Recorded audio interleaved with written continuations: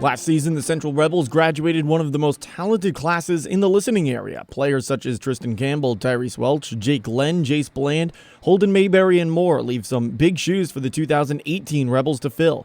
Head coach Corey Schweiss knows that they have plenty of options at the skill positions, but filling out the other 4 offensive line spots around Dream Teamer and All-State offensive lineman Tanner Friend can be difficult. We're coming around. I think defensive line-wise, we're probably ahead of what we are offensive line right now. We're a little short on the bigger guys, what we're typically used to having anyway, but we've got a lot of numbers, we've got a lot of competition, which is a good thing, and I'm pretty sure we'll figure it out. It's a work in progress still right now, but that's what football camp's for, and hopefully by the first week of practice we'll kind of have more of a depth chart ready, and right now there's about 8 guys vying for those 5 spots on the offensive line. Behind the offensive line, there will be a number of new faces, including quarterback Dylan Corcoran. Corcoran will have to replace Jace Bland, who is the Dream Team co-player of the year alongside former Hillsborough Hawk running back Michael Keller. Corcoran has received some high praise from the 2 players who look to be 2 of his top targets in 2018. We've been out,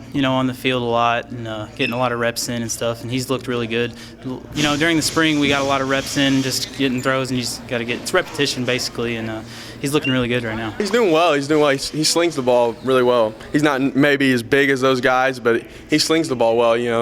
He's progressing every day. The expectation level is high for Will Hopkins as well, a Dream Teamer as a tight end and safety last season for the Rebels. He'll play multiple positions on both sides of the ball this year and is recently committed to Southern Illinois University to play one of those new positions, outside linebacker. I'm learning as I get bigger and progress.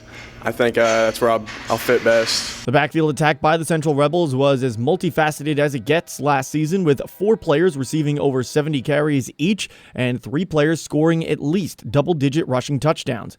With many key contributors in the backfield lost to graduations, the Rebels will turn to a number of new contributors to replenish the backfield. Well, running back-wise, that's one of those positions I'm really not worried about. I think we got a lot of guys that could step in and do it.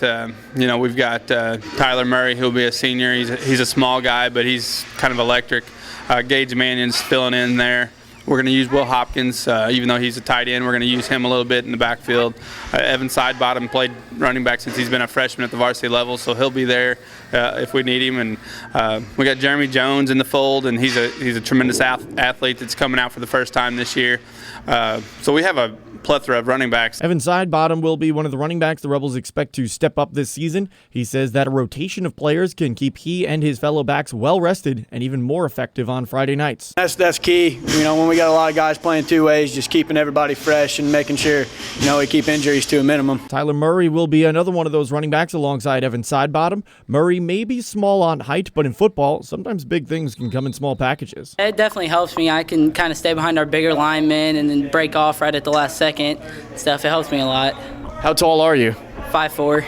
5'4", okay. But you got a good build to you for a 5'4" running back. You like running people over then? Oh, yeah, I love it. The Central Rebels have plenty of holes to fill on both sides of the ball after graduating 8 starters on offense and 7 on defense from 2017's final game. But the Rebels have graduated talented players before, and Coach Schweiss knows how to get the most out of the ones that he has. The Central Rebels open up their season on the road at St. Clair before a Week 2 Saturday matinee game against MICDS that can be heard on J98 The Boot. For Regional Radio Sports, I'm Sean Malone.